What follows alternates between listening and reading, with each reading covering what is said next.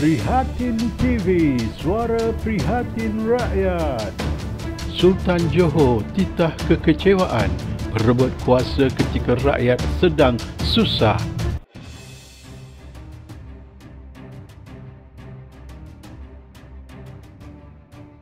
Kita mulakan dengan dua berita menarik sempena Ma'al Hijrah semalam dengan Duli Yang Maha Mulia Sultan Johor dan pemangku Sultan Pahang yang juga merupakan anak saudara baginda Sultan Johor mengeluarkan titah seakan-akan sama masing-masing kecewa dengan perebutan kuasa sedangkan rakyat menderita merana kerana wabak COVID-19.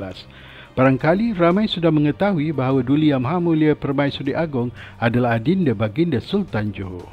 Berita ini dipetik dari utusan online. Sultan Johor kecewa pemimpin berebut kuasa ketika rakyat susah. 10 Ogos 2021, Johor Bahru Sultan Johor Sultan Ibrahim Sultan Iskandar menzahirkan kekecewaan kerana terdapat pemimpin politik yang mengganggu usaha kerajaan dan merebut kuasa sedangkan rakyat negara ini dalam keadaan susah akibat pandemik COVID-19. Baginda bertitah agar semua pemimpin mengutamakan kepentingan rakyat serta perpaduan ummah dan bukan sebaliknya demi kepentingan peribadi. Saya berasa kecewa apabila ada pemimpin yang mengganggu kerajaan dan berebut kuasa di saat rakyat dalam keadaan susah dan gelisah berdepan dengan wabak COVID-19 yang semakin membimbangkan. Sempena permulaan tahun 1443 Hijrah hari ini, saya menyeru kepada semua pemimpin Islam terutama pemimpin bangsa Melayu di negara ini supaya menginsafi bahawa segala kuasa pemerintahan itu adalah hak Allah. Dialah yang memberi kuasa kepada orang yang dikehendaki dan dia juga yang mencabut kuasa pemerintahan daripada siapa yang dia kehendaki. Titahnya dalam satu kenyataan di sini hari ini. Sultan Ibrahim turut bertitah agar semua pemimpin di negara ini bersikap jujur dan amanah dengan tanggungjawab yang mereka miliki. Oleh itu, semua pemimpin perlulah jujur dan amanah dalam memikul tanggungjawab yang diberi dengan mengutamakan kepentingan rakyat dan perpaduan ummah, bukannya kepentingan diri sendiri sehingga menggugat keharmonian masyarakat dan kestabilan politik tanah air. Sekarang adalah masa untuk berebut-rebut membantu rakyat, bukannya masa untuk berebut kuasa dan kedudukan. Titah Sultan Ibrahim, utusan online. Kekecewaan baginda ditujukan kepada pemimpin-pemimpin pembangkang dan puak kluster Mahkamah UMNO yang mengganggu kerajaan Perikatan Nasional dan berebut kuasa di saat rakyat dalam keadaan susah dan gelisah berdepan dengan wabak COVID-19 yang semakin membimbangkan. Secara tepatnya baginda tujukan kepada ahli-ahli Parlimen Melayu rakyat Johor yang terlibat di mana PTV akan dedahkan sebentar lagi. Seterusnya, baginda telah memetik surah Ali Imran ayat 26 yang kerap kita dengar PM Abah baca melalui kaca TV.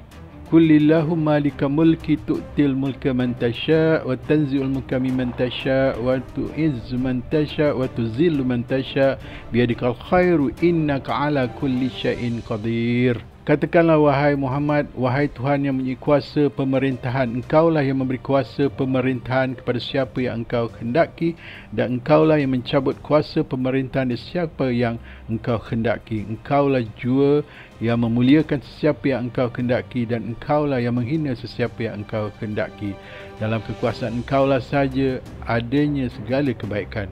Sesungguhnya engkau maha kuasa atas tiap-tiap sesuatu. Ini membawa kita mengenali MP-MP Melayu Johor yang boleh dianggap derhaka kepada baginda tuanku. Johor mempunyai seramai 26 MP dari 8 parti politik iaitu BN yang ada UMNO dan MCA di dalamnya, PPBM, PKR, DAP, PAN, Pejuang Muda dan Sepatu. Walau bagaimanapun, PTV tidak akan menyentuh mengenai parti PKR dan DAP yang masing-masing mempunyai 5 kerusi dengan tauqir besar. DAP dari dinasti Lim berada di Iskandar Puteri dan Ketua Angkatan Muda dari PKR berada di Parlimen Johor Bahru di mana terletaknya Istana Bukit Sirin. Mohon perkenan Tuanku Sultan atau TMJ menyengkolahkan pemimpin-pemimpin berikut dan salah seorangnya telah dilabelkan TMJ sebagai drama queen.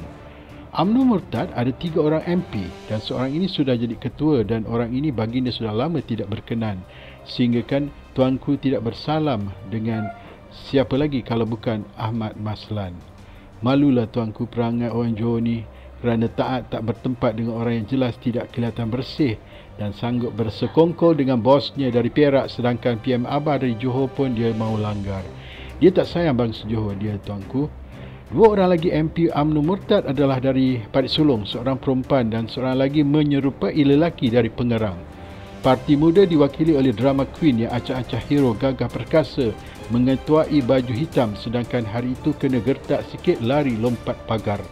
MP ini tuanku sudah lebih DAP dari DAP dan memperjuangkan doktrin Malaysia sehinggakan PAP taja dia belajar doktrin Lee Kuan Yew di Singapura. Parti tajaan DAP adalah Parti Amanah yang diwakili oleh Salahuddin, Parlimen Pulai, dan dia ni bukan main lagi, sekali jerit derhaka dalam Dewan Rakyat baru ini, sedangkan dia sebenarnya derhaka sebab teringin nak berebut kerusi menteri semula kalau plan Anwar Zahid menjadi.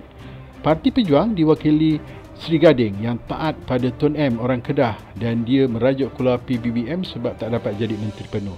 Paling istimewa ini balik semula. Paling istimewa adalah wakil tunggal dari Parti Sepatu Hitam, mewakili Simpang Renggam yang tangannya telah dipimpin erat oleh Anwar Ibrahim. Merajuk dengan Tuan M sebab gugurkan dia dari jadi Menteri Pendidikan hari itu. Ketujuh-tujuh ahli parlimen ini harus diberi perhatian dari ke bawah duli tuanku kerana ketujuh-tujuh MP ini begitu lantang mempertahankan institusi raja baru-baru ini dan menjerit derhaka kepada PM Abah. Dan sekarang, jika mereka mengingkari titah tuanku untuk tidak berebut kuasa, adakah tidak mereka ini dianggap derhaka? Jangan lupa bantu like dan subscribe Prihatin TV. Sehingga bersiaran lagi, Assalamualaikum.